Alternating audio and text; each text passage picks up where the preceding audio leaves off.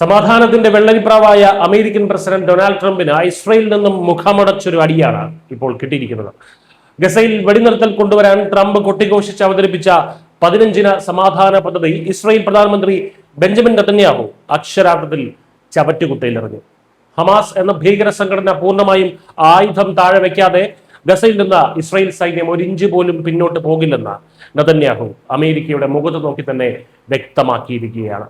സമാധാന ചർച്ചകളിൽ വലിയ പുരോഗതി ഉണ്ടെന്ന് ട്രംപ് ലോകത്തോട് അവകാശപ്പെടുമ്പോഴാണ് നെതന്യാഹു ഈ പ്ലാൻ പൊളിച്ചടുക്കിയത്.